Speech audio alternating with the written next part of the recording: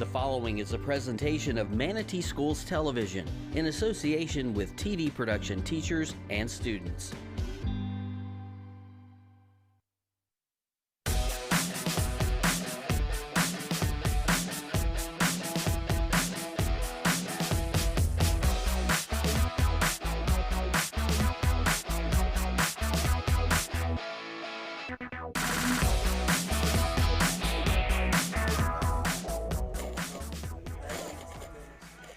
Ladies and gentlemen, welcome to the beautiful field of the Southeast Seminoles as they are here to defend their home from the Palmetto Tigers. Ladies and gentlemen, this is Manatee Schools Television Game of the Week presentation brought to you by Manatee Schools Television. I am one of your three amazing announcers today, Frederick Stewart, and I am joined by, well, this is a special day. And I'm going to let my guests bring themselves in, starting with Mr. Will. So, as you guys know, my name is William, but I don't even want to talk about myself just because of the great guest we have with us today, Frederick. Mr. Eli, the returning champ, is back from his siesta at FGCU. He's been able to cut us in for the spring semester, so we always love having former students here to share their experiences. Eli, how have you been? I've been great. Back doing some now high school baseball after doing some college softball and baseball down in Fort Myers. Glad to be back, joined by the wonderful Frederick Stewart and Mr. William Porter. It's great to be back. And we'd love to have you here. Eli, how has things been at FGCU? It's been nice. It's a bit of a change of environment from high school sports, but this program has allowed myself to figure out exactly where I want to go in my career, and to find broadcasting as a big highlight has been a big part of my life, and now where I plan to move on professionally. 100%. You know, we'd love to hear the impact that the program is having on the students, and Eli is our patient zero, I should say, our numero uno for being a successful story. He's at FGCU making big noise. I believe you've been on ESPN a few times, right? ESPN Plus a couple times, doing some baseball, softball, and then announcing those, and then doing graphics for volleyball and basketball. So kind of getting well-versed in the TV production broadcast industry. An absolutely blooming star. We're thankful and blessed to have him here today. And ladies and gentlemen, we're thankful and blessed to have another great day on the pitch, as we will be having the Tigers step into the box. Leading off for the Tigers, I believe that is number 7, Cole Morgan. Should be a good game between the Tigers and Seminoles. It's a beautiful day. Wind blowing out to, looks like center field. Maybe we'll get a couple big flies. Hopefully we will. Morgan's going to get a hit off that one. It's going to go up in the air and find its way into the center fielder's glove. 1 out. Great play there by the outfield for Southeast, calling for it, making sure there's no collision between teammates. Great play there. 100% great play, and that's one of the things that you see at the high school level that a lot of kids mess up on, is not claiming ownership of that ball. So it's good to see the Seminoles bring that out early. Stepping into the box now, number 2, Trey James. That one's going to go low, bounce off the catcher's glove for the first ball of the game. See how Palmetto attacks. It's going to be number 8, Daniel Martinez Jimenez, on the mound for the Seminoles. So he'll be batting 4th in lineup, double duty today. That one's rocketed out between first and second. Picked up by the second baseman. Easy flip to first. Second out of the game. 2 quick outs that Martinez has gotten, but that one, 2 balls, not hit too hard, so it's been soft contact for the Tigers so far.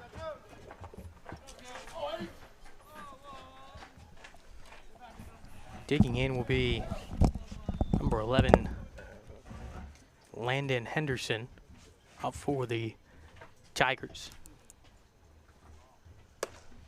That one's going to touch his chin, clip a few hairs. Going to be a ball.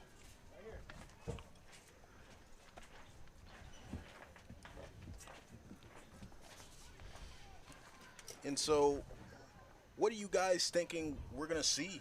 What do you think the keys to success are for both of these teams here? It's going to be get on base, and if you get runners on, you got to move them over. Whether that's sacrifice on the fly ball, bunting, or just a sac fly, you got to get them on and get them over and get them in. I agree, and I mean, just kind of to add on a little bit, it's just communication and just making those big plays and keeping the momentum going. 100%, and not the play you want to see there, as the batter got clipped there right in the square of the back, and that one hurts for sure. And he's going to take his 1-2-3 easy street to first base for the walk. You know, guys like to get on base, but you don't like to get on base because you got hit. And that one, that had a good sound when it hit his bat. That one was coming in with some heat.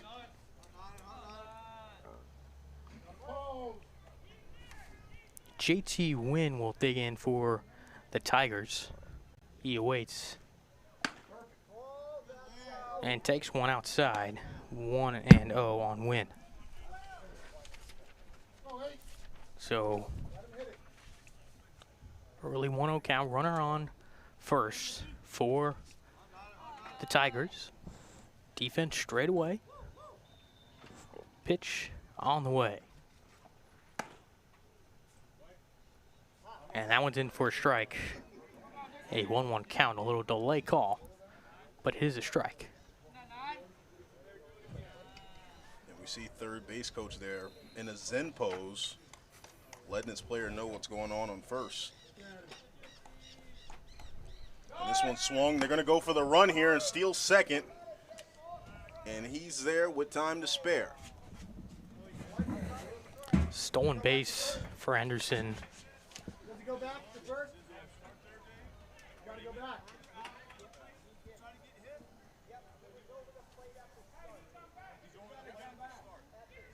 Seems to be a little bit of confusion there between the sides, as looks like they're sending him back to first.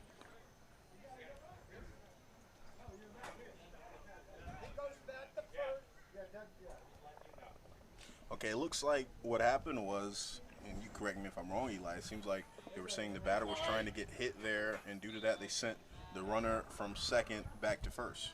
Yeah, you cannot intentionally try and lean in to get hit. If you are called for leaning in getting hit, you are not hit. It's just a strike. So it'll be a 1-1 pitch on the way. This one's popped way towards right field. Right fielder looking at it, makes the easy play and catch.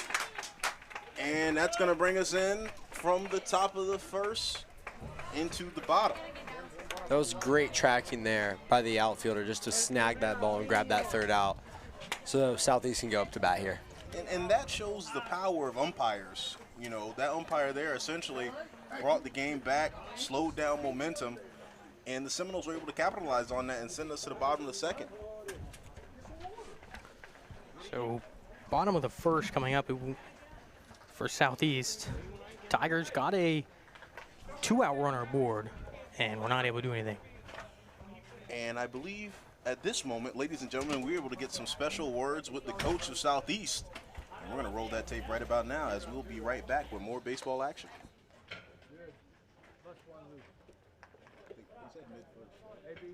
Thanks, Fred. I'm here on the home side of the court with Coach Shed Stevens. How you doing? I'm great. Yourself? I'm very good. So I know it's early in the season. The record may not show it yet, but what have you seen from your team as far as improvements early in the year? Well, I've seen that, daily we get better. We come out and we work on getting better every day. And we do make progress every day that we come out and getting better. Absolutely. And then what do you expect from your boys tonight against Palmetto? I expect for them to compete, and hopefully play a fundamentally sound game and make the best team win. And then who do you have your eye on tonight as far as, star players who could step up? Franklin Rosa. Hey, Frederick, can you hear me? And Adrian Beltran. Yep. Us. You guys can hear me in the press box? Awesome. Thank you so much. Okay, just testing my mic and stuff. I think they got 2 more pitches.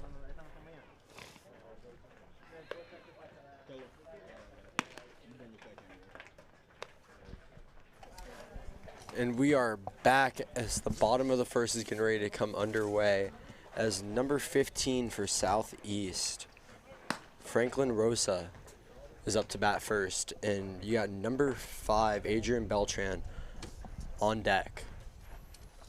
See what Southeast can do. Palmetto got a runner aboard, but was not able to do anything. See what Southeast can do as we begin Are we going the to go ahead and just push it?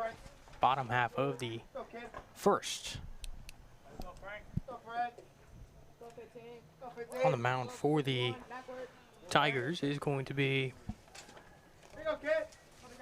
Holden Hunt.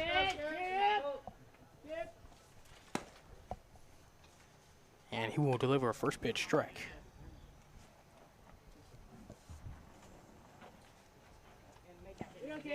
And a 0-1 count on Rosa. Pitch on the way. And another strike, so it's a quick 0-2 count on Rosa.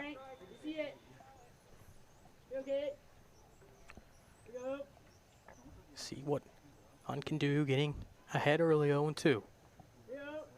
Rosa waits. Third baseman in just a little bit. And that one is down south, according to the umpire. I don't know if that's in the ump handbook as an official call.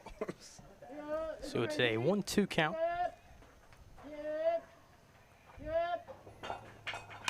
Grounded over to third. And the throw to first will be in time. And a quick first out. Great toss over there by Palmetto to grab that first out, as we have number 5, Adrian Beltran, up to bat for Southeast here. Beltran up now. See what pitches he gets from Hunt.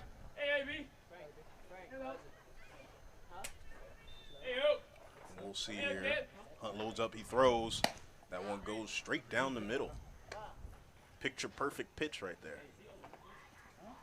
What you want, make the batter think about it. Get him deep into counts. Make it a challenge at the plate. Sometimes that middle pitch, not as easy as it may seem. Hunt throws. That one again, same spot. Great command from Hunt. Keeping it right in the pocket. And we haven't seen a swing of the bat here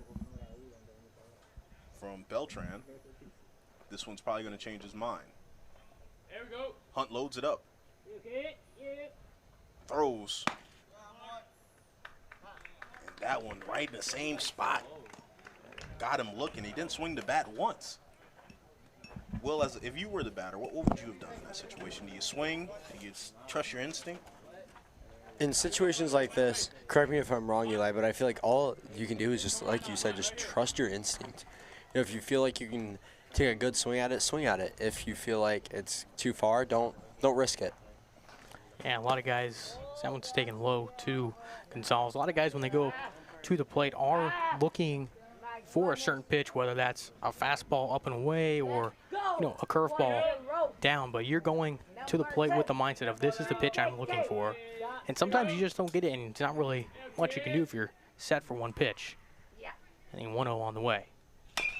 Grounded to third, going to stay fair off the glove. The throw's going to dribble wide and up the line. And a runner aboard for the Seminoles. I will say that was a great recovery there by the third baseman. It bounced off his glove, but he caught it with that other arm and brought it in and was still able to turn the ball over. Definitely a great recovery. Unfortunately, that bobble cost him the easy out at first. And it was more so he still had time to beat him out. It was just a throw on the back end that got stuck on the ground there and wasn't able to complete the mission. Up to bat for Southeast is number 8, Daniel Martinez Jimenez. Ground that one over to third. Another chance. This one fielded cleanly and thrown cleanly for out number 3. So just as Palmetto got the runner aboard, Southeast is the same. Neither team able to capitalize. We've got no score through one inning here at Southeast. And with that, it was very quick for the Tigers. Almost had 3 up, 3 down if it wasn't for the error at third. So both teams are playing a very defensive game right now. And we're going to see who's going to be the breakout. Ladies and gentlemen, we were able to get some words with the Palmetto coach. And we'll swing to that clip. And we'll be right back with more baseball here at MSTV after.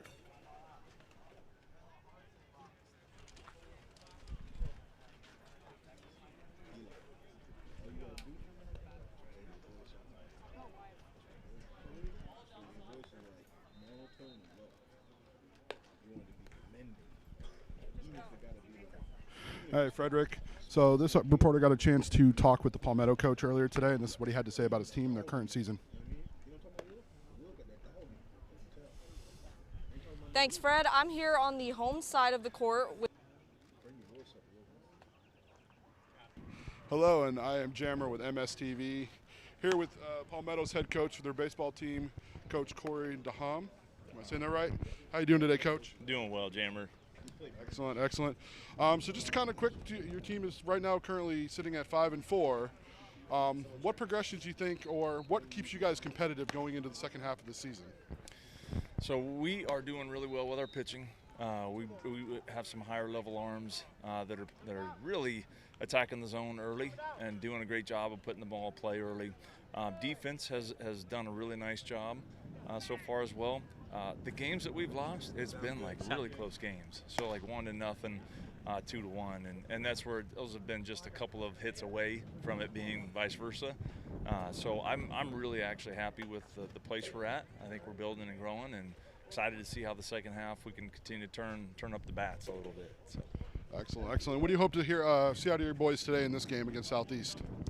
Just quality approaches. Whether it's at the bat, swinging at good pitches, taking a good quality swings towards the middle of the field, trying to stay on that fastball away. The pitchers are so deceptive with the off-speed stuff all the time. Looking for, again, our pitchers to continue to attack the zone. We want to be aggressive on the bases, want to force issues, hopefully create turnovers by the other teams. But we just need to score more runs. So. Excellent, Coach. Appreciate your time, Coach. You have a great day. And back to you guys over in the booth. Hello, and I am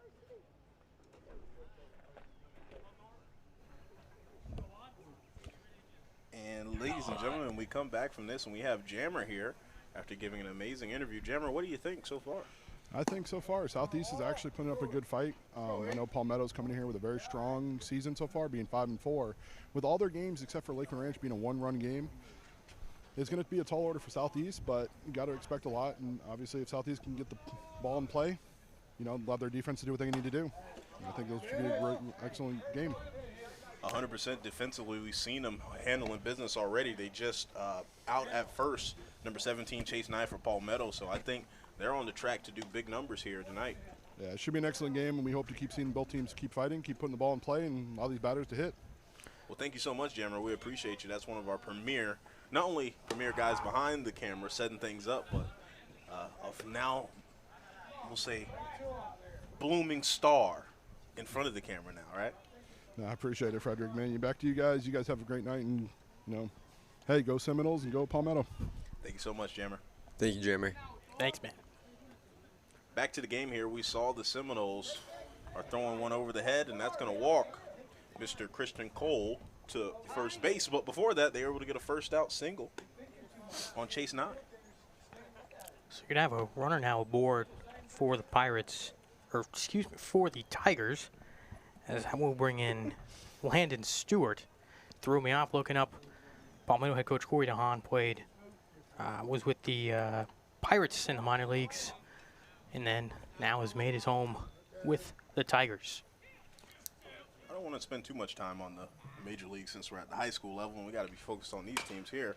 But I made an errant mistake in my life. I gave away 50th year edition Marauders. What's that guy name? The big pitcher for the Pirates. Paul Skeens? Paul Skeens. I gave away a bobblehead in pristine condition because I don't watch baseball. But there's a lucky baseball fan out there who's holding on to it who will probably buy a house with it in the future. Should be going Paul Skeens on the mound tonight for Team USA, and his runner takes off. Now they'll have him in a pickle, but they're going to call it a balk. So moving over to second will be Cole. Just a mental error there. Now, Eli, you're our resident baseball expert here.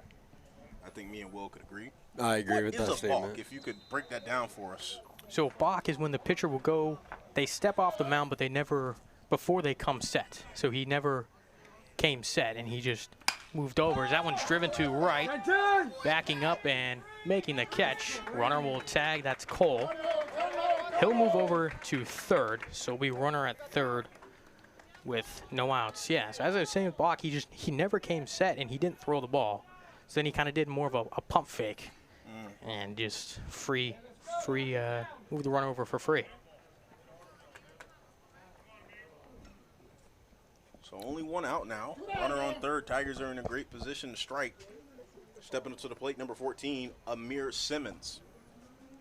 The 6'2 junior looking to do some damage behind the plate, and he does with a big swing. That one's going to split the left and center fielder and bring a runner home. He's rounding first, looking to have a full breakfast here. And he gets himself a full meal, gets himself a double and an RBI. And great contact there by Simmons to drive that one in the gap between the left and center fielder. It's a good inning. Yeah, and he wanted to stretch that one out to a third, but making the call over there at third base. Told him you don't want to give up any of these free outs to Southeast. Get runners on, get base hits, get the runners in. So now will be runner in scoring position for the Tigers. That one high and inside for a ball on Brandon Aitken. That one making him lean back. A little matrix action. 1-0 pitch on the way. Inside again, 2-0. This one's up high. Already got one run in, chance for another.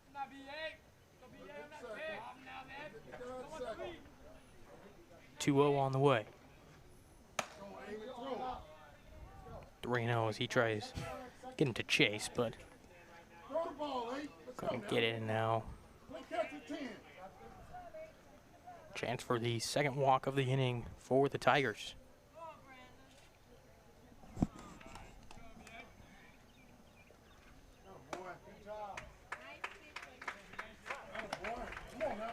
Delivers a strike. Makes it 3-1. In situations like this, I mean, it's really interesting to see just how back and forth they can go. It just keeps going and going, and it's interesting to see how the momentum can easily just shift in a play like this. And that will draw the walk. So Aiken now forward over at first. Bring back in the top of the order with Willis, who flew out his first time up on the first pitch of this ball game. And there's some big boys in this Tigers lineup. I mean, most of their hitters are, if not 6 feet over. So there's a lot of big power and a lot of good hitting here. And, you know, when you're going up against teams like this, it makes it real tough as he has to lean out of the way for that one. Going to be an easy take on second and third.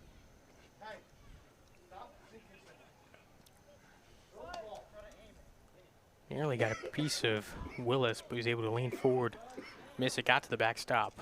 Runners move over. So now will be second and third with one gone. As Palmetto looks to take advantage of this situation here. I'm going to go foul.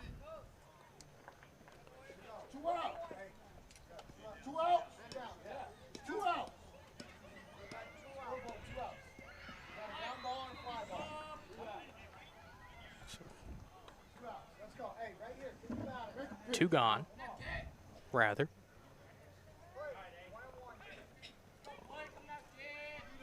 And Willis awaiting is 1-1. Little hurdling action to avoid that one. A little hokey pokey out there. Do the hokey pokey, turn yourself about. That's what it's all about. He's had to go in and out, up. Hasn't gotten down yet. And he 2-1 coming up to Willis. He'll drive that one deep down the left field line, going to go foul. Did clear the fence and had the distance. Just a little too early on that one. 327 out to that left field pole out there. And I think there's nothing more exciting than hearing the crack of a bat on a good hit ball there. Like you said, it had the distance as we see the runner go chase that one down. But it just went foul. And 327, or looks like 351, 360 maybe at its widest point here at the field. That was quite a hit. But like you were saying earlier, I mean, just that sound of the crack of the bat, especially, I mean, with the weather like this that we have out here, I mean, it's beautiful out here. It's a great day for baseball. With the weather just warming up, you know, we're getting closer to summer. It's just those little things all together. Will, as a grass expert, how do you rate the field? I mean, I'm looking at this grass right now. A lot of it's not dead. It looks really good. I'd rate it a solid 7 or 8 out of 10. Well, thank you, Will. That one's fouled back and high towards a Honda Civic, probably. Hopefully it's not mine. Great battle here from Willis, keeping this at bat alive. We'll wait another 2-2 pitch. One of the nicest things about this field, too, is the way they have it built. The sun's behind us instead of being in front of us when we were at Parrish. And that one's going to get past him, going to bring the runner home, and he's safe. Great play there by number 14 for Palmetto, as that just widens their lead just a little bit more. Simmons, the speedster, he got the RBI double, so we know he has wheels. And all he needed was a slight crack in the door for him to run right through it to home plate. And that's going to put another run on the board here, 2-0. Tigers up by 2. 3-2 the count. And they've been absolutely battling this pitch battle here. The count has to be at least in the 6-7 pitches. Did not mean to say 6-7. That one is going to. I didn't hear it hit the bleachers, so it made it cleared over and went towards the track. Main's 3-2. Lots of foul balls here for Willis. He's really putting up a battle. A lot of foul balls, a lot of balls going airing past him, so it's just been an absolutely tough go here. And this one's absolutely cracked, and it's going back towards the fence and over. Home run for the Tigers. Great contact there. We saw him hit it over by foul, that he wanted to redeem himself, and he did exactly that. It is now 4-0 Palmetto. Great hit there by number 7. And that's going to be a home run as they celebrate heavy on the Tiger side, also bringing a runner home. So that's going to be 4 on the board now. Beautiful contact there from Willis. A good battle. Was just waiting for that pitch, and he got the one he wanted, and it was mashed.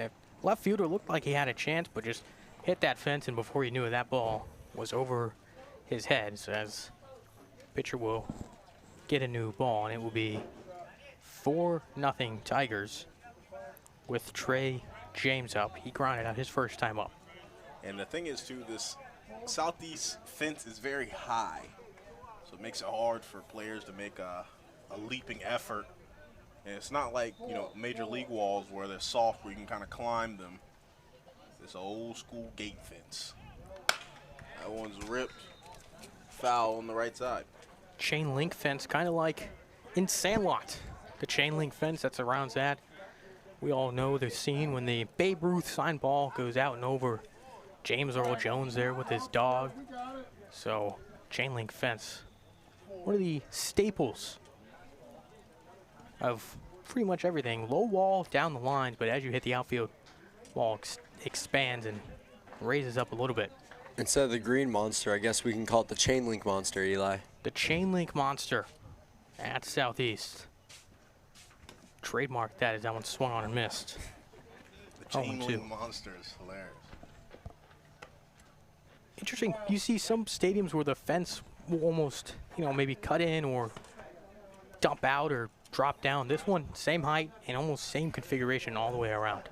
You love to see fields like that. They just look Just looks perfect, almost. It's very traditional baseball field.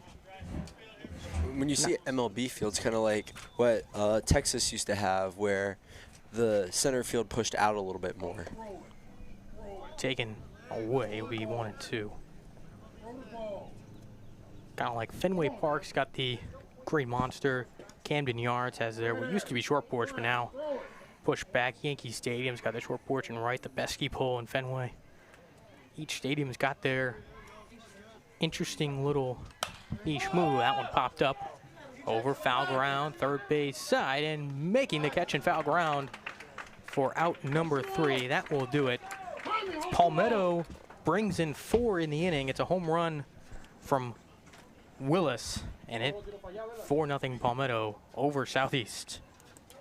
That was a great push by Palmetto there, just to assert dominance and get the scoring started here.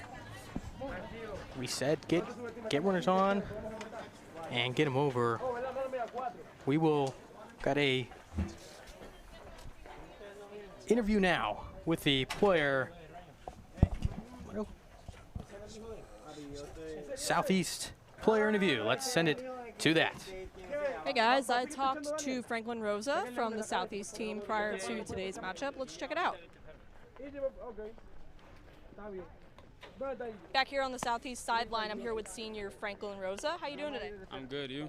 I'm very good. You are a senior. Throughout your time with this program, what has this program taught you? This program has taught me a lot. It's taught me very much a lot about discipline, staying focused, staying locked in, especially being on this field, being here representing Southeast.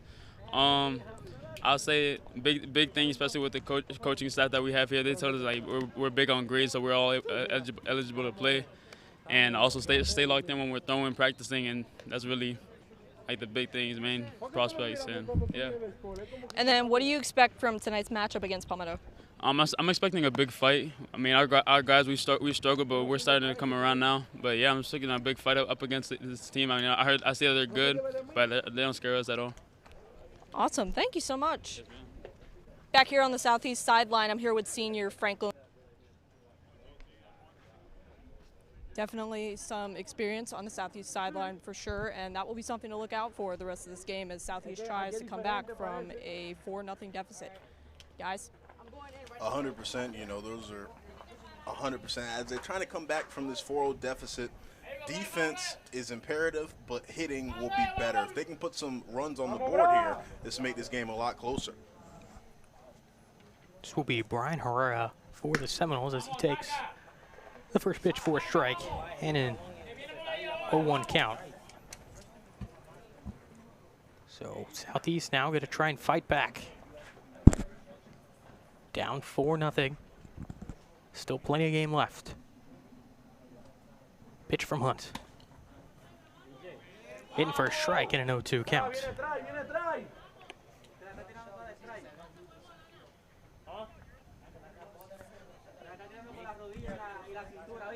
On the Brian Herrera stands very tall in that batter's box. And takes that one down south for a ball, 1-2. I've never heard it called down south, but I really like that. It's kind of fun. It brings a fun aspect to the umpiring specialty. I love it to see umpires mix it up. I know they're supposed to be very rigid and almost machine-like, but you love to see a little personality bleed through here and there. Herrera gets just a piece of that, keeps the at-bat alive. 1-2 count. And the umpire with a good throw there. Umpires are kind of special. They got good aspects of everything. Very tough job. Never right. 1-2 on the way from Hunt. Rounded back to Hunt. He'll make the play. The throw to first. Just in time. A bang play at first. But Hunt able to get the throw over and in time. So Southeast surrenders out number 1. Ball made it there just in time with no time to spare. Going to be out at 1. Just going to bring in Enrique Pacheco for the Seminoles with one gone. Bottom half of the second. Pitch on the way. And it's in for a strike and a 0-1 count.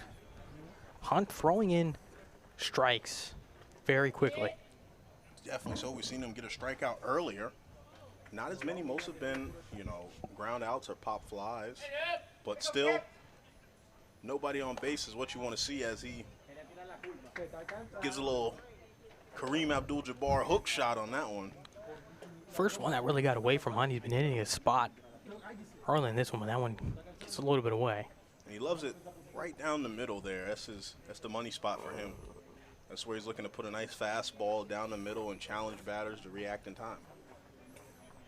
He 1-1 on the way. Is low and 2-1, and now Pacheco ahead in the count. Not what we're used to seeing from Hunt here. He doesn't go down in the count much at all this game. He's usually very domineering on the mound. Pacheco awaits. Hunt delivers. Fouled back into the fence. 2-2. Pacheco there chopping the bottom of the ball. Fouled it straight back. Great timing, just not the best placement. That was a little high, too. He probably should have just took that. Chases a little bit, but as a pitcher, that's what you want guys going after your pitches. That means they look appetizing at the plate. Wide stance from Pacheco as he awaits a 2-2. And it's low and a full count now on Pacheco. Chance for a walk for the Seminoles. Pacheco, a good battle now at the plate. Hunt looking for the put-away pitch. Grounded, that's going to be over at second. And the throw is going to be in time to first. And he gets the second out of the inning. Pacheco able to get a kind of like a nifty hit on it. It got chopped, hit the ground. Could have beat it out, just didn't really have the speed to get to first in time. Put it in play is the tail of the game. Anything can happen if you put it in play. That brings up Hernandez. He waits. That is outside. And a 1-0 count. And that's the thing about when you don't have guys on bases, you don't get to take advantage and put pressure on the defense when those plays happen. So 1-0 on Hernandez.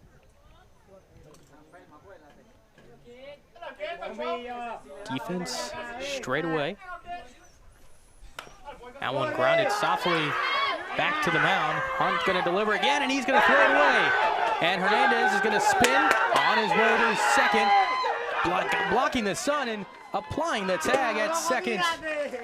And Southeast unable to keep the inning alive, and that will do it. Palmetto remains up 4-0. Great attack there by Southeast, but just a great recovery by Palmetto there, just to stop that extra base there. He was trying to extend it to or after the throwaway, trying to extend it, but unable to do so. And it remains 4-0. And now that we've heard from a Southeast player, let's go ahead and hear what a Palmetto player has to say here. Hey guys, Jammer back here. I got a chance to talk to one of the seniors from Palmetto, Willis. Guy actually very energetic according to his coach, and of course, you know, after hitting that home run earlier for a 3-run shot, you know, what more can you ask? So this is what this player had to say about his senior year. Thanks again, Frederick. Had an opportunity to actually talk to one of the seniors for Palmetto here, Blake Willis. Blake, how you doing today, sir? Doing good, doing good. Can't wait to play. Excellent, excellent. So you being a senior, and this obviously being your last year, what is one thing this program we being can't part hear the of video. Palmetto What are they saying has done for you when it to comes help back? Kind of your ability to grow through not just an expand a little athlete, but a student as well? I feel like here at Palmetto, it's more, I mean, obviously the game's a big part of it, but all in all, we're a family. And I feel like it's really like growing structure around 10-4. all of us building together and growing up together. So. Excellent. What do you hope to As you guys continue to progress this season, man, what is one thing you guys hope to accomplish, and what do you hope to finish out your senior year with? Well, the end goal is states, but we're just trying to make it past what we did last year, make it past the first round of regionals, and I think with the squad we got and the guys, I think we'll be able to do it. Excellent, man. Blake, appreciate your time, man. Good luck today. Yes, sir. Thank you. Thank you. Back to you. Thanks again, Fred. Excellent, man. I hope this team continues doing what they're doing. He's going to have a great season, possibly a career in college. But Frederick, what do you guys have to say? Palmetto's putting a hurting on Southeast so far, so early. Yeah, you love to see guys talk about that, and hopefully you can channel some of that home run energy into tonight. They'll definitely need it to hopefully, breaking this game out and break it out even further. But right now, it's just the Tigers are doing a real good job of hitting, and there's been a lot of fluctuation on the mound for the Seminoles, and that's why they are where they are right now. Absolutely, man. Appreciate you guys. You guys have a good night. And thank you, Jammer. As we swing back into the game here, the Tigers are on the mound, and they're up batting number 3, Landon Henderson, who last time got hit with a pitch in the back and was walked. Took one right in the middle of the back, then tried to steal, but then there was that confusion as he fouls that one off 1-1. So he was in straight at first. Palmetto the 4-0 lead with a 1-1 count on Henderson. And Henderson already looking like a big leaguer, 6'3", 210, arm sleeve, the chain, the glasses. He looks like he's ready to go play at the Marauders any night now. Voids that one inside a little. I don't know what move to call that, but he... Well, thriller. Thriller, yes. Fouls that one away. 2-2. 2-2 count, 0-4 still, so the Tigers have a chance to even crack open the lead even more. Now the pitch on the way. Bounced in. Full count, 3-2. Bounced in from Martinez. And they've changed the pitcher here on the southeast side. Looks like they have Enrique Pacheco here now. We're going to give him some burn on the mound, which I feel was a good move, as Henderson thought he got walked, but he got struck out there. So Pacheco already doing some good work out there. Backwards K. Good way to start the inning for out number 1. Bringing in JT Wynn. Flew out his first time up back in the first. Drives that one over to third. Easy play, and the throw is going to be in time for out number 2, and 2 gone now for the Tigers. Great throw over to first there by the third baseman for Southeast. They're clearly trying to find something that works, and they may have found something right here with that pitching change and just maybe. What do you think, Frederick, that the coach told them at the changeover? I think, you see the games early. You're going up against a strong team with some great veteran. That's some of the highest level coaching. So you don't have a lot of guys on the Seminoles roster. So what you got to tell guys is to play as hard as they possibly can. So you just let them know that, hey, you want to leave everything out there, and what will happen will happen. An error in the left field is going to cost them some extra bases, may even go third. He's ripping it hard. He might try for home. And he does not. They're going to tell him to stay. Great hit there off the error. Chase Nye, who went out first, was thrown out at first, is now going to get himself a triple. So a good piece of contact there. Got it all the way out to left. Left fielder's unable to come in with it. He wanted to try and score, get that inside the Parker, but correct decision to hold him at third. Don't want to give up any easy outs. And that brings in Christian Cole, the designated hitter for the Tigers. He walked and came around to score. And he'll take that in for a strike. And an 0-1 count. It's a tough sport, Will. As you know, with baseball and such, you can do everything right and sometimes still not get the outcome. Another routine throw from third to first. Gonna pop the first baseman up off his bag. We're gonna save a run at home. Great fight there by Southeast. I mean, like I was saying earlier, they're showing that you can't ride them out yet. It's still early. I mean, it's only the 3rd inning. Yeah, and you know, with this Southeast team, you got to realize they're very young. Pacheco, who's on the mound, is only a sophomore. So you're going up against this Tigers team who has a lot of juniors and seniors, so they've been battle-hardened, battle-tested. And again, with the veteran leadership of Mr. Corey DeHaan, a former minor leaguer. Or do they consider the minor leagues major league? I'm not sure exactly. A shoulder shrug from Will, a shoulder shrug from Eli gives me all the answers I need. But, you know, someone who's at least played at the high levels, he's been able to take a lot of inspiration and bring it to this team here. And so when you have something like that, it's hard to play teams like this. They're very competitive. They're very tough. You know that these guys are going to come to play. You know that they're training hard every day. Yeah, DeHaan did spend a couple years with the Padres, 2000 through 2003, and shoulder injury ended his career. He headed to to Pittsburgh and then off to NCAA D2 level baseball with Morningside College, and now ends up at Palmetto. It's a 4-0 Palmetto lead.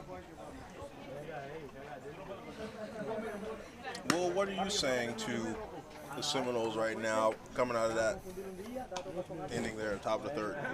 What I would be saying is that even though they just had a great defensive battle there, they need to now that they've switched to batting, they need to just focus on the offensive and get those hits and just start getting points on the board, because yeah, you had one good half inning, but you need to have a full good inning, and then from there you need to keep going, because it's not just one little half inning that's going to change a game. So they just need to get some points on the board here and just lift each other up, lift their teammates up if they look down on themselves.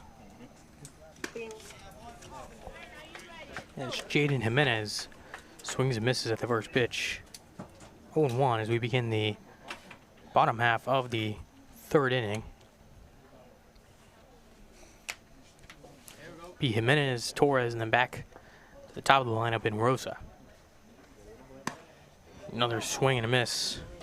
That just shows the offensive woes here for the Seminoles, as we haven't even made it through their full hitting lineup at the bottom of the 3rd. Just now getting to 8th in the lineup now. And Hunt still going strong on the mound. Hunt still going strong on the mound for the Tigers. He's going to load up and throw there. Throws him a 7 dirt ball down low. 1-2 count on Jimenez. Only two runners, have reached for Seminoles. That one popped up, fouled round. First base side, and catch made for out number 1. Easy out there, popped up, balls right in the glove. No sun in the eyes. Just another day at the ballpark. That first base bag is shaded by the sun, one of the few parts. Shade goes out to the mound, and then a little bit on first base, but other than that, it is brightly shining sun. Jaime Torres is going to be the one in the box now. As Mr. Hunt's going to load it up. Steps throws. That one's right where he wants him. Down the middle. That's his favorite spot right there. When they asked him what he wanted for dinner, he said a fastball straight down the middle. Hunt getting that swing and miss stuff early in this one. I don't think we've seen too many breaking balls from Hunt either. Spin all gas. Another one. This one, ooh, he's going to call it. Seems like it may have came a little low there. 0-2 now on Torres. He waits. Hear the Seminole bench chirping. Getting going. This one's thrown again. More gas. Takes a bite of the forbidden fruit and will be retired. Back to the bench. To bring in the top of the order, Franklin Rosa. now up. Franklin Rosa, last time he was up, he was thrown out at first. So let's see what he can do now.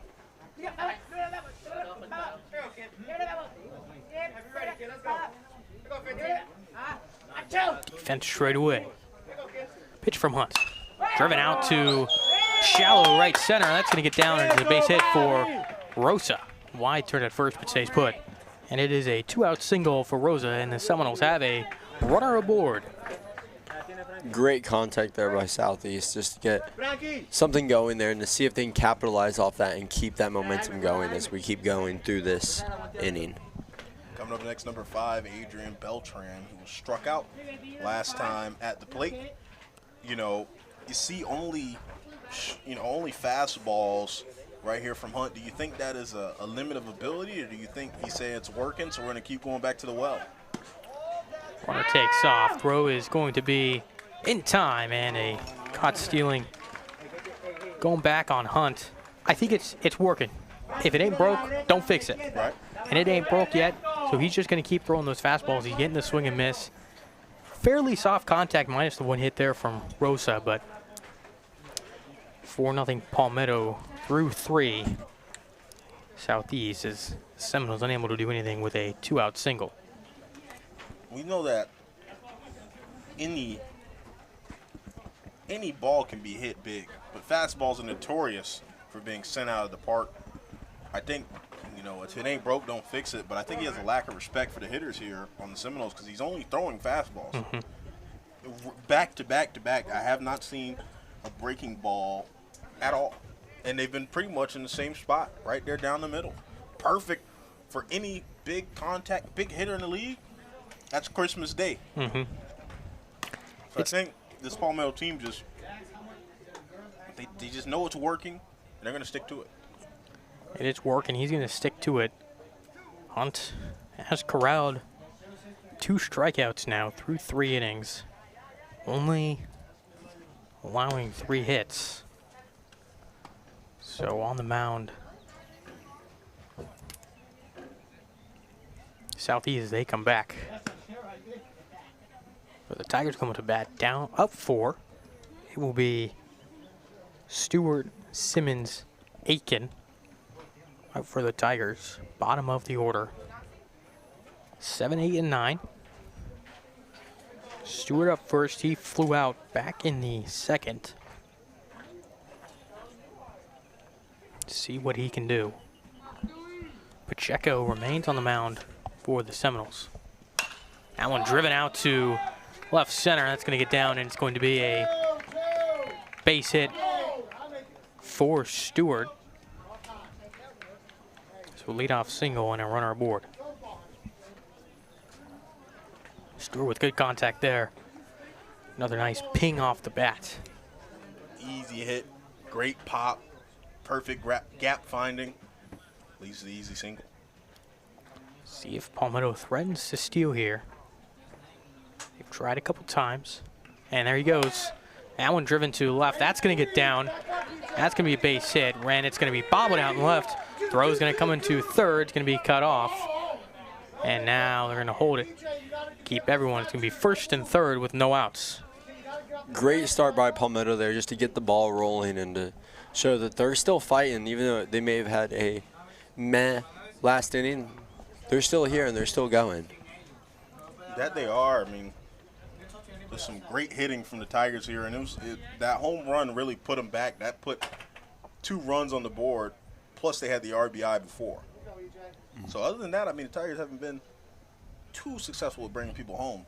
But with no outs, we're going to see somebody make it in, most likely.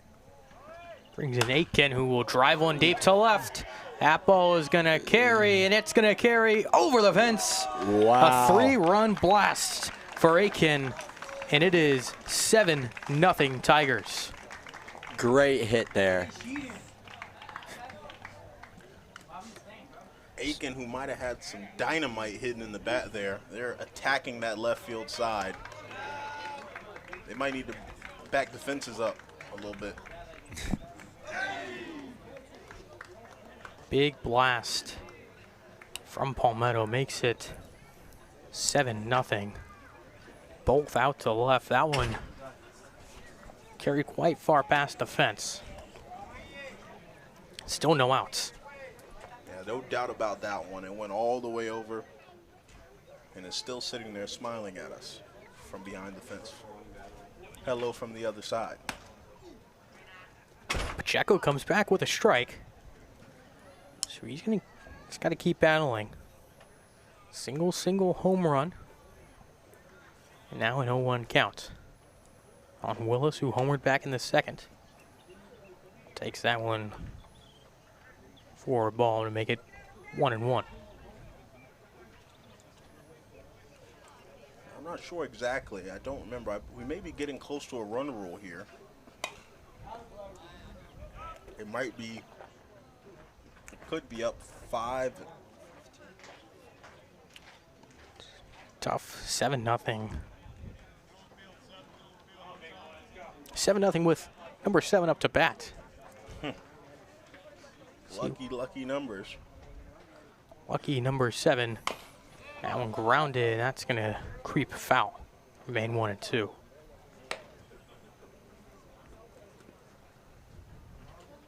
Beautiful evening. Sun's starting to go down. Weather's starting to cool off. But still full field pretty much in sun. The way this is shaped, not a lot of shade to cover. But just speeding down, you see the third baseman shielding his eyes from the sun. And Willis, again to left. That's going to get down and a base hit. And he's going to try for 2, but he's going to hold up as the throw came in. So it'll be a single for Willis. And left field and third baseman are getting absolutely scorched by the sun right now. And weather plays a huge factor. I mean, you can see a push for a lot of stadiums now trying to get enclosed for this very same reason. They call third base the hot corner for a reason. Heat and hard contact. The toughest catches that have to be made. That one driven to right. That's going to get down and a base hit. On his way to third is Willis. The throw is going to be cut off. And it's first and third again for the Tigers. No outs. The Tigers have unchained the bats this inning. If you look at it, other than it's been only singles in the 2 homers, but it's been only singles for the Tigers. Number 17, Chase Nye, is back up for the Tigers here. Looking to just help his team keep capitalizing off this momentum they've built. My apologies, this is actually number 11. Henderson. Henderson again, I believe this is the 3rd time they've come around. He was walked his first, got struck out his 2nd time. We'll see if he's going to get a little bit of this single magic. Stick to the script. Single home run. That started the inning. Still no outs. Runner takes off, swing and a miss. Swinging at that one hard, trying to hit a 5-run homer. Runner advances with no throw. 1-1.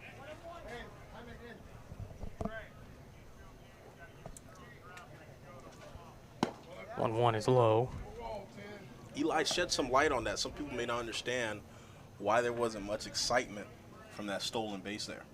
Just he did swing at the catcher, just to sometimes the speed that fielders may not have covered. As that one gets away, Palmetto going to send him home, and the throw won't be. And it is 8-0 Palmetto. Another run comes in. Another tactic that teams use is when they have a runner on third and someone on first, is they'll send the runner on first to second to entice the throw to to second, so that they'll allow the runner on third to come home. See, it's a wonderful play. It looks beautiful when it does work, but most of the time they'll just surrender the run as that one swung on and missed, or surrender the stolen base to not allow the run to come in. Much better. I mean, you would have to have, some of the most Golden Glove winning players to make that double play there. And he will be walked for the 2nd time today.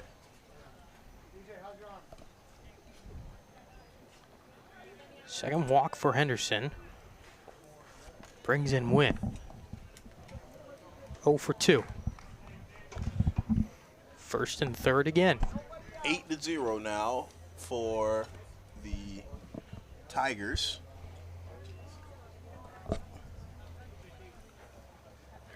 Third time in the inning it's been first and third. And JT here, last time he was thrown out at first.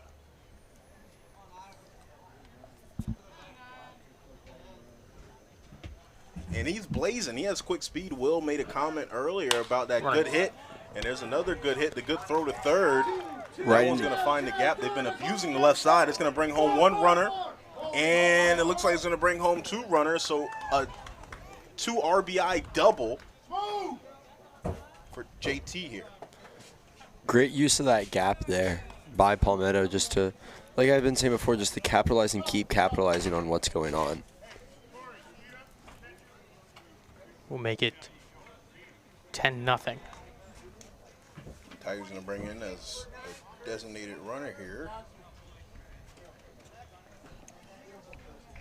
Number 23.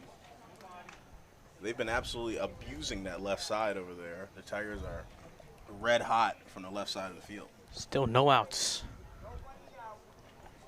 No outs, runner on second. I'm taking high for a ball. Now here is number 17 for Palmetto, Chase Nye.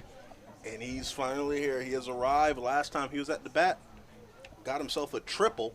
And before that, he was out at first. He's going to pop this one high. Definitely going to find a home in the glove. And he misses the catch. And so they're going to throw. So we'll hold him at third as the throw got away. Now 2 runners aboard. So Nye's going to find himself a double on the, would you call that an error? It's outfield catches are tough to judge, especially that one looking into the sun. Both guys coming in, kind of a Bermuda Triangle almost. You had all 3 guys converging. It's kind of tough to call it off. So definitely tough to call an error. We'll give him the hit for the benefit of the doubt. I'll bring in pinch hitter for Palmetto, number 12, Bryce Sullivan. Will hit for Cole.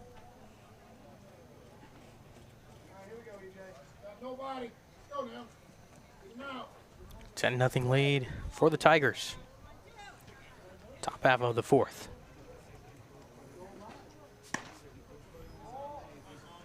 Now it's taken outside. 1-0, 9th batter to reach the plate for the Tigers. It's an all-you-can-eat buffet for the Tigers right now. They have no outs, 2 runners in scoring position. This is just where they can continue to build this amazing lead they have. This one swung in.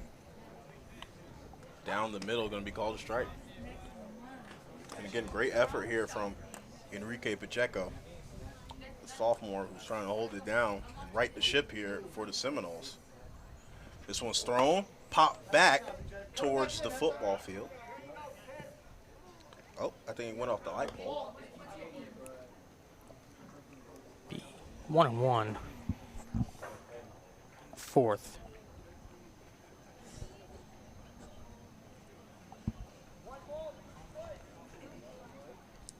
First meeting of the year for these 2 teams. Out these loads, throws. That one's going to go foul towards the Seminole dugout.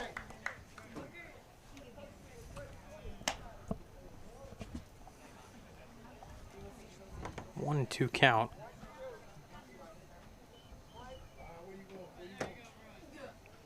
Pitch on the way. Swung on and missed. A strikeout for out number 1 for Pacheco. It took 9 batters, but he finally got it, and that brings in Lynon Stewart. Had a single his last at bat. And that's the tough portion about it. It's just this Tigers team has so many great hitters. So imagine, you know, you're a sophomore player coming out here to have to go up against the Palmetto Tigers. Big, strong boys who are able to get great contact on the ball and potentially, as we've seen twice already, send it over the field, send it over the fence. Or as you guys call, what did you guys call it earlier? The chain link monster. That one out to center. Playable. Catch not going to be made. Gets over the head. That will bring in at least one. That's going to get away at short, but they're going to hold him, so another run will score. It's 11-0 Palmetto. And the Tigers have somewhat been playing conservatively when it comes to making plays on the errors of the throws. They don't want to risk it for too much, which, I mean, sometimes in games like this and situations where you just want to build up points, especially with how they both started with low scoring, I mean, sometimes playing conservatively is the best you can. 100%, especially when you're coming close to the end of your lineup here and you're going to be bringing up your big hitters. As they are at the bottom of the lineup here, with Amir Simmons, who earlier was able to get himself an RBI double. Simmons will take it up high for a ball and a 1-0 count. One thing I like about the umpire, too, is he's very, the word I'm looking for is clear on his signals. You don't have to guess. Some umpires, it's hard to guess. Some of them don't move on the strike. Some of them say strike but don't really throw the hand. It's very quick. He's very clear. Ball, if it's a strike, he moves. If it's a ball, he holds. Really appreciate him for that. Especially when we're in the bird's eye view of a press box. Beautiful view up here. The pitch is delivered in for a strike in a should be a 1-1 1-1 count. 1-1. That one driven to center. Another chance. This one will be made, and runner is going to tag and score to make it 12-0 Palmetto. Sack fly for the Tigers. Another run comes across. Bottom of the lineup here for Palmetto, number 13, Brandon Aiken, up to bat. Hit the big fly earlier in the inning. What does he have here with a runner on second? With two gone.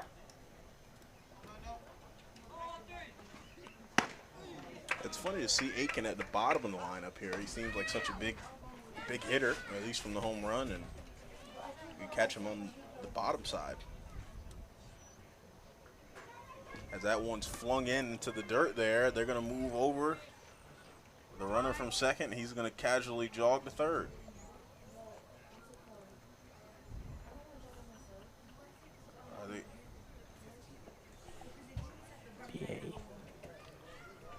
That was interesting. I mean, it seemed like the umpire picked up the ball, but they still let him move from second to third.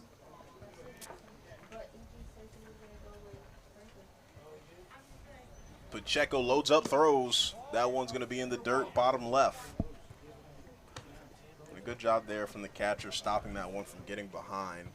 That's also been a problem at the plate, is that the errant pitches go very far, and they're deep behind the dugout, deep behind the home plate, giving the Tigers a lot of room to operate. That one's coming down. It gets chopped up, gets past the third baseman, and that's going to go to left field, bringing another one.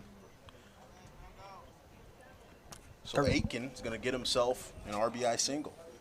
13-0 now. It's going to be another pinch hitter for the Tigers. And the winds died down significantly. Now, not as much of a breeze as we had earlier.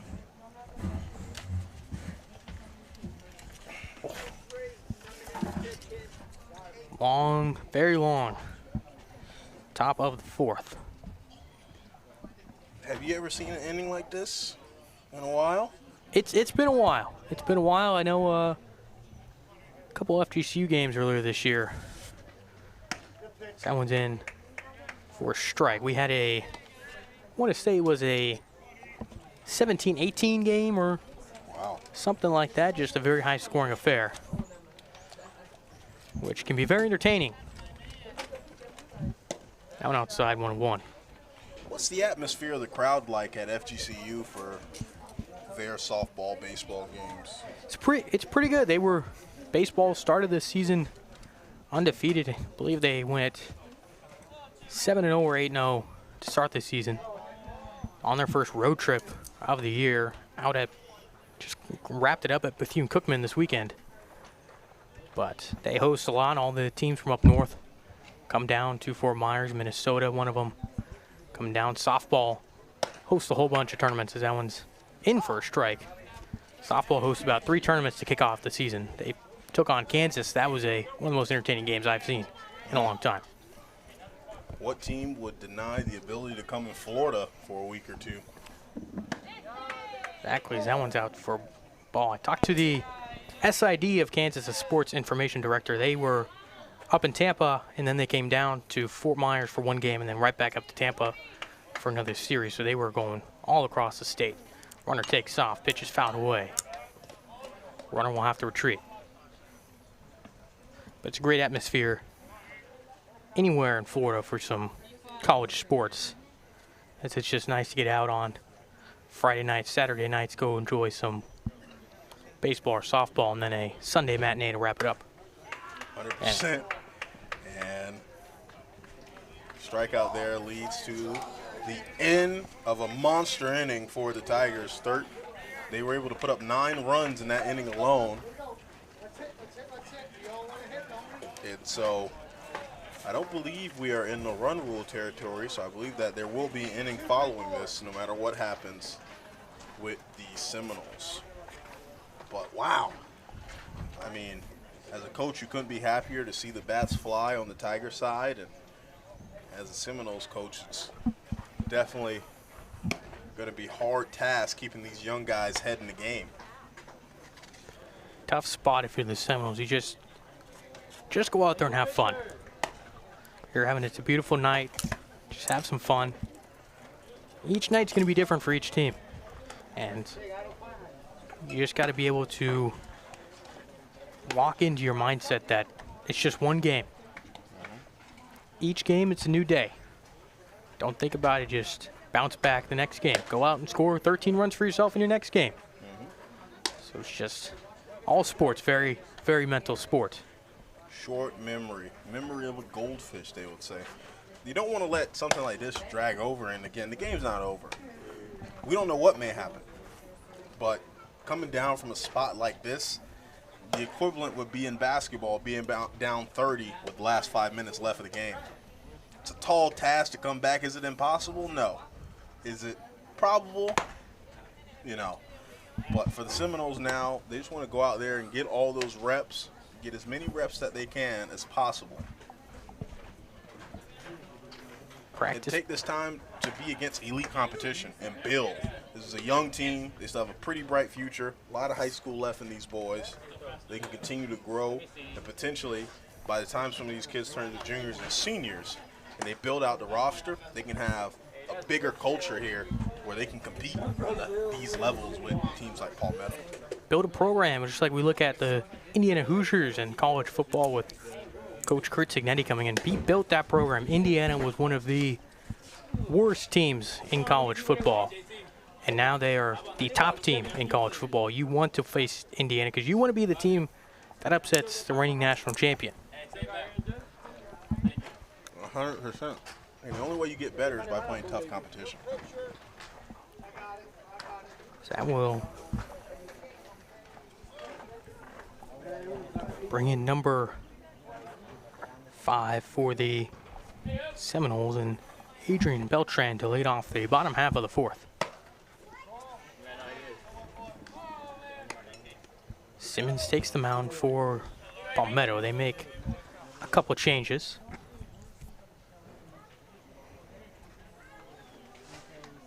Pitch on the way. That's outside.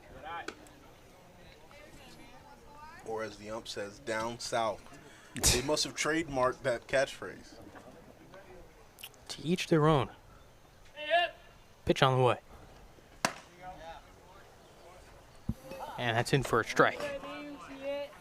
And And they've switched up on the mound here for the Tigers. Number 14, Amir Simmons, takes the plate. They're going to rest Hunt. I mean, he's had a massive break. I don't feel like he's thrown that many innings, but, you know, I guess with a game like this, you kind of want to allow everyone to get some of the love, get some reps in. 3-1 count on Beltran. Pitch on the way. Takes it high, and it's a leadoff walk for the Seminoles, and time to rally. Rally, rally, rally. You want to see the Seminoles take that momentum into the rest of this inning, into the rest of the game. This could be the start of something massive. It just depends on the way the hitting goes. And they've had some hitting woes this whole game. Simmons checks over on Beltran. Pitch on the way. Taken outside. Says Gonzalez up for the Seminoles.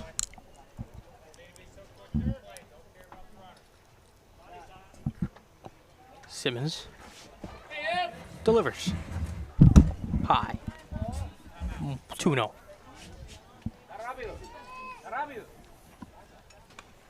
is the first time we actually seen the coach come and talk to his pitcher. We'll talk some words with him, calm him down.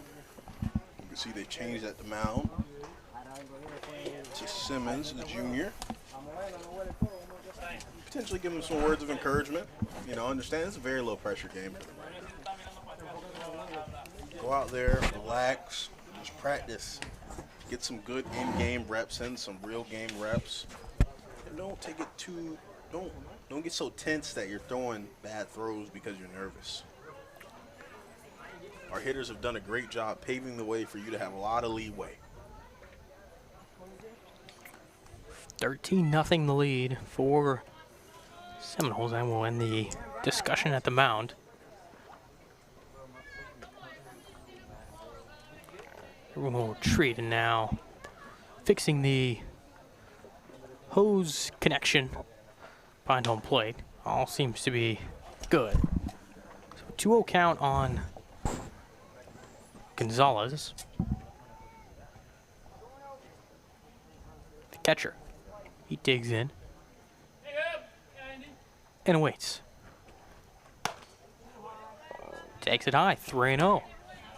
Chance at back-to-back walks for Southeast. Big spot. 3-0.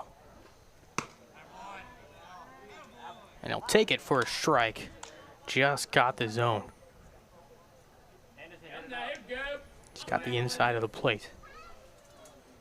3-1 on its way.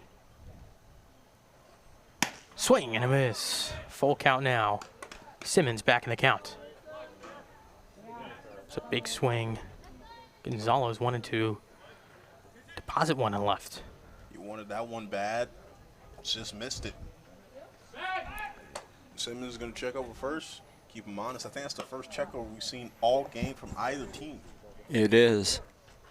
A little bit of room in left. If he can squirt one down that third base line. Swing and a miss. And Simmons comes back with the strikeout for out number 1 of the inning.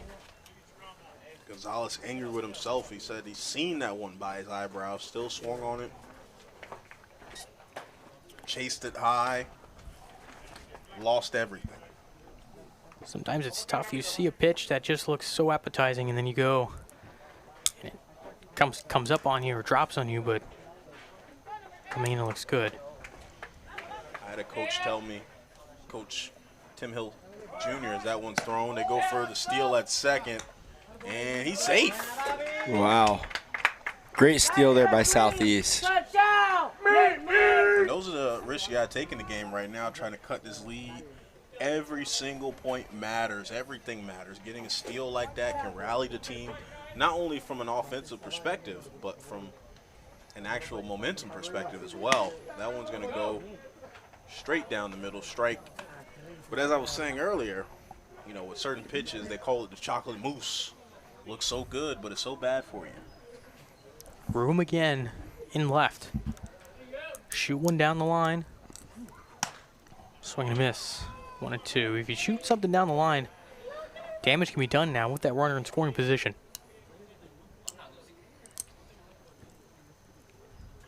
Have him set up to shoot one down the first base line. Pitch on the way. Driven out to shallow center. Defense plays in, makes a catch for out number 2. Great tracking there by the outfield just to bring in that ball and get that second out. Regular defensive setup. That ball may drop, but Palmetto played it in on the outfield to not allow a no doubles defense. Or rather, swap that. Played shallow. Able to make great job getting to that one. As that pitch is in, a little high and away. But the Tigers outfield could set up some lawn chairs out there. They haven't had to do too much work. Mostly been ground balls or strikeouts. So they've been having a nice chill day. Another one that's out. 2-0 count. Not the best start for the Tigers. 2-0 again. Outfield stays in the same position. Set up near the right field line and in. So deep to the left field corner. Could cause some damage. That one's going to be grounded up the middle to second. And a strike to first for out number 3. Southeast gets a runner aboard via the leadoff walk. Unable to do anything. And it is 13-0 Palmetto through 4 innings. Southeast here, not really too many hits in this game. They just been having a hard time. At first, when they came in, very strong defense. Defense was great, pitching was great. Now they just can't convert any of that to offense, and with that huge inning for the Tigers at the top of the 4th, they got a very big uphill battle. And a new, bringing Herrera now to pitch. They'll change it up on the mound again. So Palmetto is at the second batter of their lineup. They just got back to the top of the lineup. It's going to be interesting to see what they can do as the start of this new inning happens. After an amazing inning they played last half, they're back in the 4th. I mean, this would be their 4th time at the top of their list, I believe. It might be their 5th. But they've gone through their list quite a few times, which is very uncommon in closer games, but you have an inning like the 4th, everyone gets a lot of turns at the plate.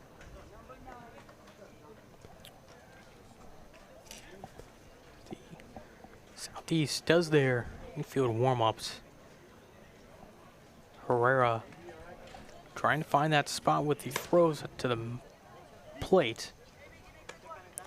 Probably see Palmetto go to some pinch hitters here as you've gone through your lineup 4 times now, this being the 5th time they will be coming through. A lot of runs in, double digits, 13 total. And the Tigers have been making it a point to target that left field. They've really been targeting the left fielder, and I mean, one of the things that people don't understand is there's only 3 people in the outfield and a ton of grass to cover. And especially with the sun being in your eyes. Now he's finally shaded, but with the sun being in your eyes, the speed of the ball coming in, and the precision you have to be to put your face and your glove behind the ball, it's really a tough job for fielders when they're getting targeted so much. Taking in will be Trey James. Takes one up high. 1-0. On deck is number 11, Landon Henderson.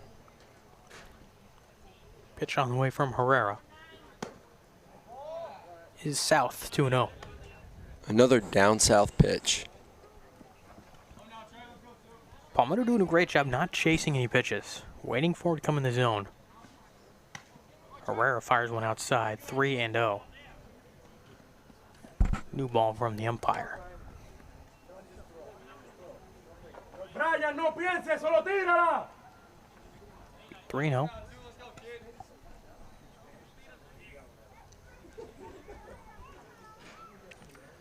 3-0 pitch on the way. And it's a leadoff walk for the Tigers.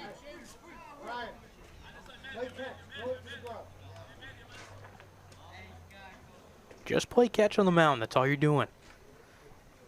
Don't need to try and locate. Just get him over to the mound.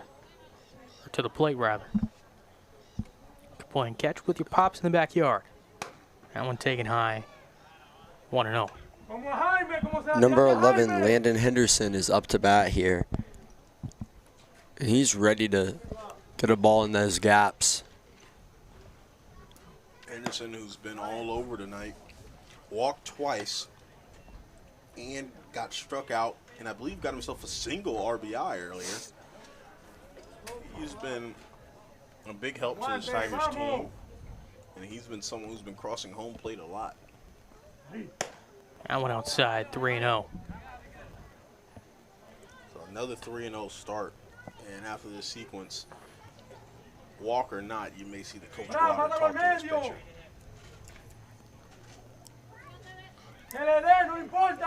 Here comes a 3-0 pitch. And that's going to scoot away. It'll be a walk. So now first and second with still no outs. And the Seminoles are in a tough position, already to their third pitcher, and they only have so many players on the squad as they're going to have a talking to. So do you go back to your first? I feel like their best was the sophomore so far. He's doing well. He gave up those 4 runs early, but had a quick start. Only saw 4 batters in the first. And ever since the second inning, it has been all Tigers. So a meeting now, just calm Herrera down. Get him, just throw it to the plate. Don't need to try and locate, just throw in some strikes. Palmetto's been patient all night. They're most likely not going to chase. Just play a little bit of catch. Nice and easy. To the plate. Because right now they just have horrible command of the ball. It's not even going in the same position and getting struck out. It's all over. It's up high. It's down low. So we just need you to at least get the ball to the glove. And then we can build from there once we see how they react to your pitches. First pitch on the way. Swing and a miss. This is number 3. This is Willis back up. He hit the big fly in the second inning. Back to the top of the order.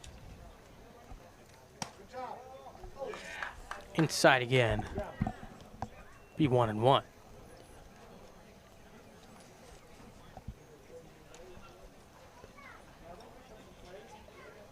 1-1 on Willis.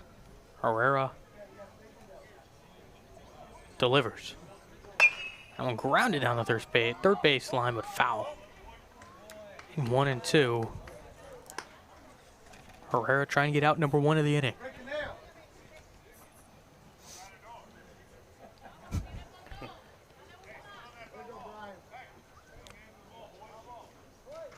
Now they go pick up the foul ball. Pitch on the way. Driven out to shallow left. Catch is going to be made for out number 1. And there it is. Fundamentals, most important part of the game there, and that's where you saw.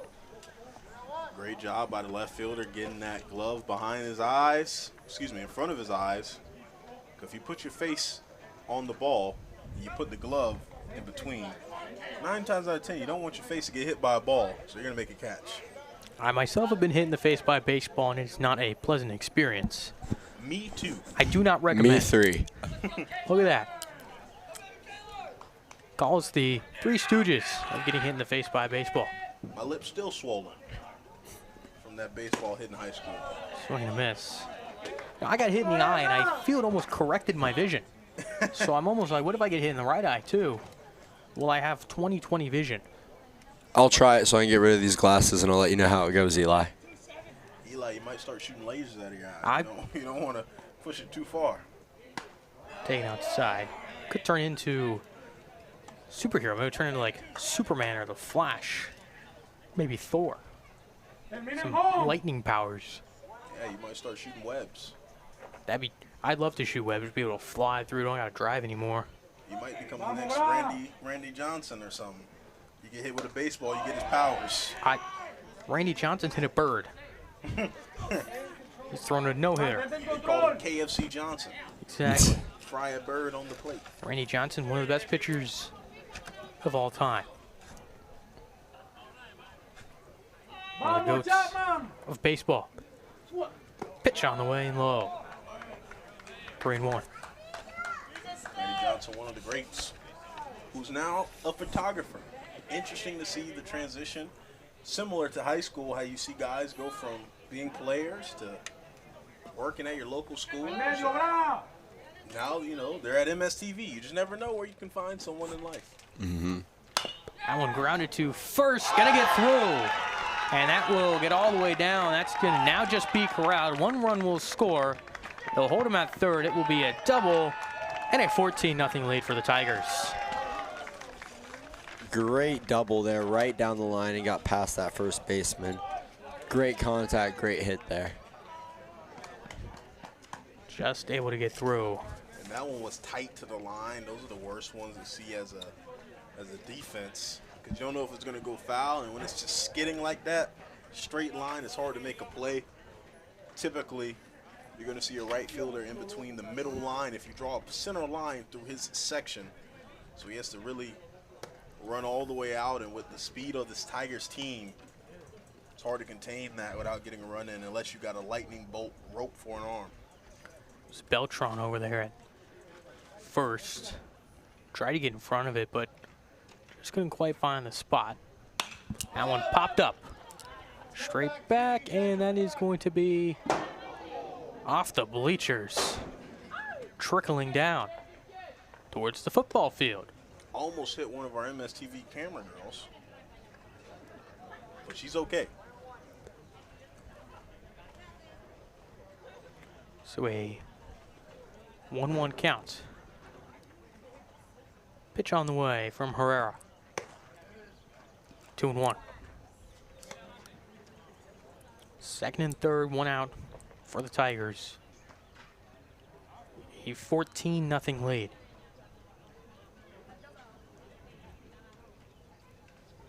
Pitch on the way. Takes it high, 3-1. Absolutely. A mountain to climb here. But so far, the Seminoles have done a little bit better than they did earlier. They able to at least get a strike in. They've been fighting hard in these pitch counts. A lot of 3-0, 3-1, high pitches here, giving all the leeway to the Tigers to even get up there. Eli, you know, in your mind as a batter, when you're high on the pitch count, what are you thinking about? You're just trying to throw strikes. Just go back to what works. Go back to the fundamentals. Don't gotta try and get fancy. And that will be a walk, and that will load up the bases for the Tigers. And this is the danger zone here, you know, from the pitching. We have loaded bases. Next walk is a run. So now you're getting taxed and putting even more pressure on every pitch you throw. They're going to talk to the pitcher once more. Is it out to the mound now? Herrera just unable to get much done. Looks like they're in a swap. And that's going to send Beltran. Excuse me, it's going to send Rosa to the mound. So new pitcher for the Seminoles. Now some new defensive alignment as well, coming with bringing in a new pitcher.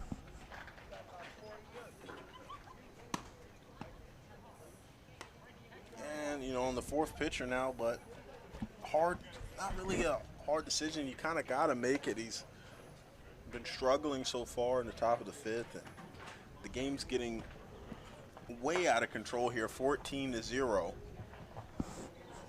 with loaded bases. Big hitters on this Tiger lineup is decision you have to make, and they're on their 4th pitch. I don't know who they go to after this, depending on how the rest of this game goes. I believe it's a 7-inning bout here, unless we run into the run rule. Tough spot to come into as a pitcher. Only 1 out. You have the bases loaded. Double play is in order. So a ground ball, fundamental defense can get you out of this inning and back to the plate.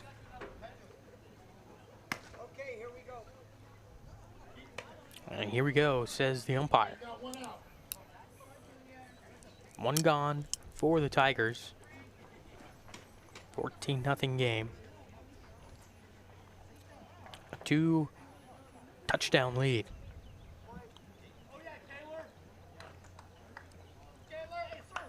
Pitch on the way. First pitch, a big swing and miss.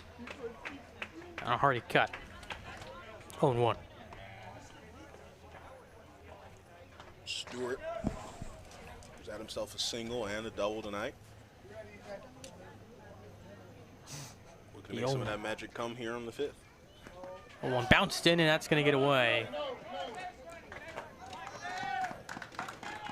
They're going to hold everyone. Runner at second wanted to go over third, but holding up everyone was Henderson over at third. So a 1-1 count now. That was a better job from the Seminoles there earlier.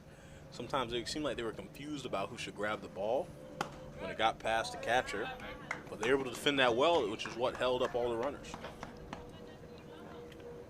Taken for a ball, 2-1. Big secondary lead over at second. That pitch driven to left on a line. Catch made. They're going to test him. Won't have a throw. They'll throw to the cutoff. Run will score. 15-0 Palmetto. Number 15 scores the 15th run. Or drives in the 15th run, rather. Great RBI there, but the left fielder actually being able to make some plays. Some of those balls earlier he wasn't able to even make an attempt on.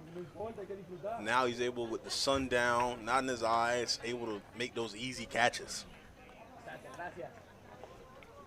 This one's popped up high towards the dugout, and it's going to drop. 0-1. First and second, 2 outs for the Tigers. Top half of the 5th. And the funniest thing about baseball is field construction has so much to do with the game. You can see here the way the dugouts are, they're so close that it's harder for players to be able to make a play on a foul ball that goes towards the dugout, chopped up in the air, even if you have all the time, just because the dugout blocks you from being able to jump and catch. A waiting pitch and foul back to the fence. Will make it 1-2. Tigers on the infield taking huge leads off second. Not really worried about the throw. They're not even covering second base, nor have they looked over any of the pitchers on the Tiger side all game.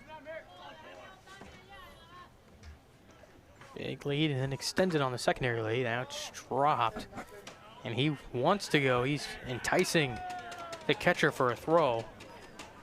Not going to get one.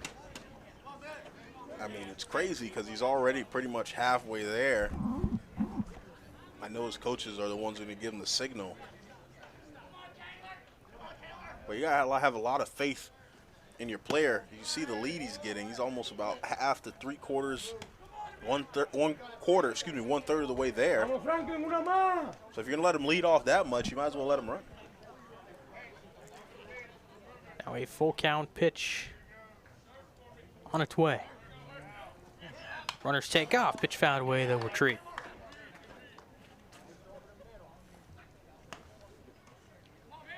Beautiful sky. The clouds out and left. The sky looks beautiful, almost like a Bob Ross painting. As we come in, closing the daylight into the nighttime here at Southeast High School. That one's going to come in close, and they're going to call that a strike. It's a strikeout, and that will end the inning. Wow. Everyone thought it was ball 4, but it's strike 3. So it's 15-0 through 4.5 here at Southeast.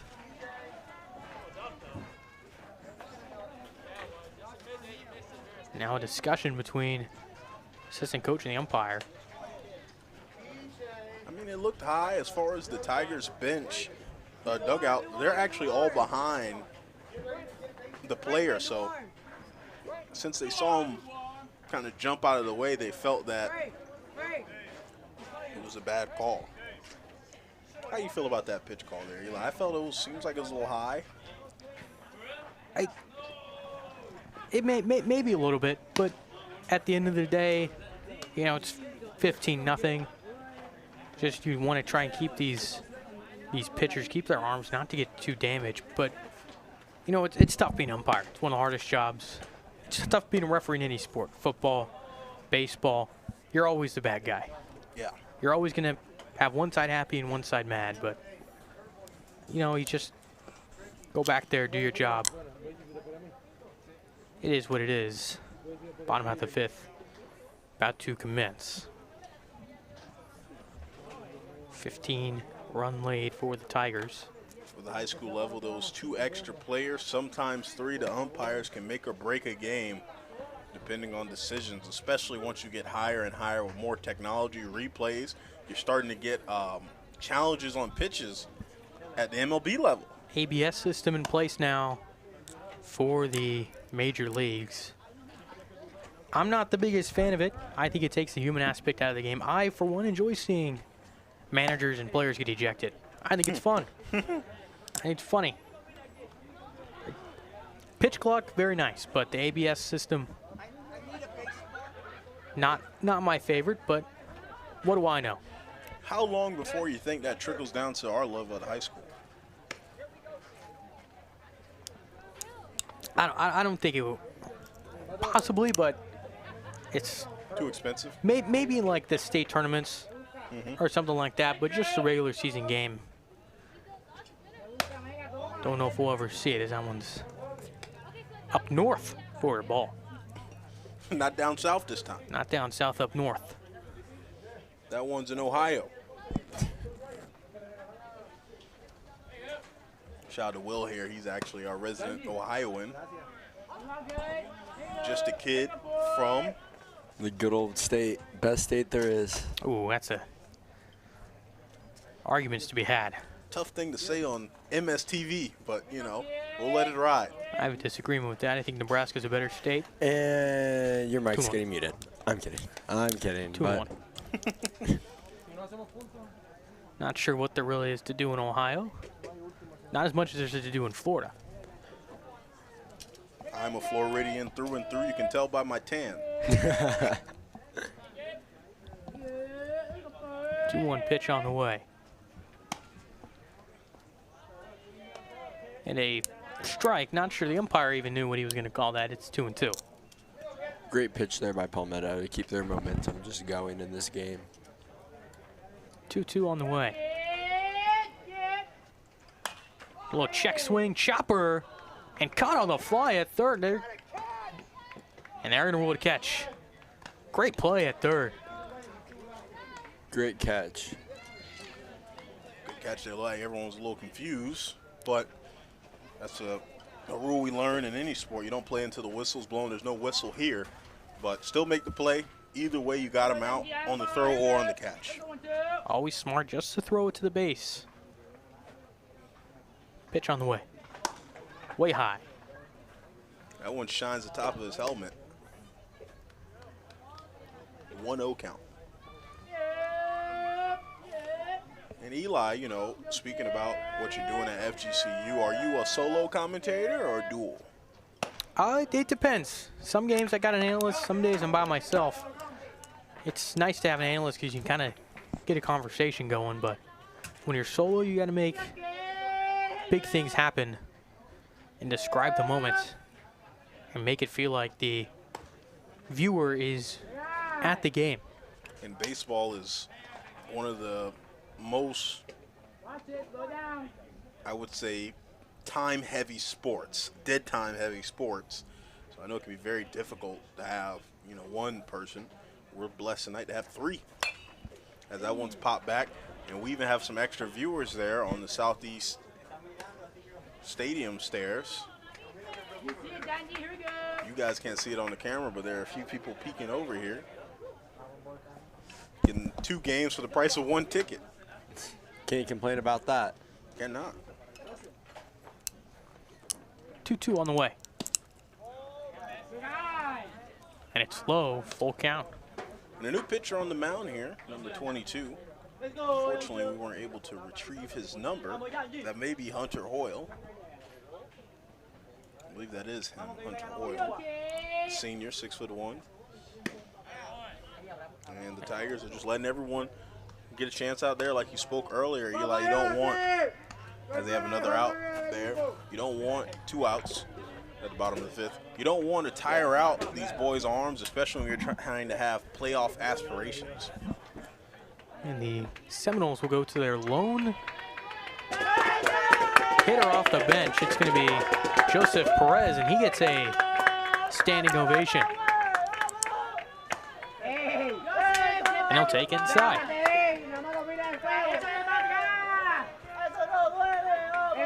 This place may erupt if he gets a hit. It may explode. I think it will. I mean, you can hear how loud they're getting on the broadcast. It's going. He's swinging for it. That bat's coming off heavy and hard. And it's funny to think the game used to be played with just straight wood bats. Now the technology and the swag has changed so much. You see it trickle down here. You see guys with, what are those glasses called? Meta glasses? Not the meta glasses, the other ones. It's like turf. Oh my goodness, this is going to kill me. Because we all know what they look like. I just forget the name of them. The Mahomes ones? I believe it's the Mahomes ones, yeah. What are those? Strikeout. What are those called? I'm going to look it up now. 2 for the inning. And that will do it for the ball game. Oh. Run rule is in effect here at Southeast. But we need to figure out these glasses now before we go anywhere. Is it the Gator glasses? Pit Vipers? Pit Vipers. Pit Vipers. There it is. There it is, the Pit Vipers. We got there. I was a little confused what you were talking about, but I figured it out. The Pit Vipers. They're old school now. It's the meta glasses. Those are a big deal when they first came out, but now it's like, everybody got them. Exactly. Well, ladies and gentlemen, the run rule is in effect. So we're going to bring this game to a close. The Tigers come here and make some easy work out of the Seminoles on their home field. 15-0. Great effort from the Seminoles here tonight. We saw a lot of pitchers on the mound, and we saw a lot of guys trying to make the best plays they can. This young team needs to hold their head high as they have a bright future ahead of them being able to play tough competition. Ladies and gentlemen, I have been Frederick Stewart. I was Eli Donnell. And I was William Porter. And we have been your announcers, play-by-play color commentary for this week's Manatee Schools Television Game of the Week. I don't believe we have another game this week. Nope. No, we do not. Ladies and gentlemen, we appreciate you being here. Eli, we appreciate you taking time out of your busy schedule to come join us. Amazing to have another person back. We want to send a big thank you to all the students who helped bring you MSTV. And until next time, we hope you enjoyed and have a great night.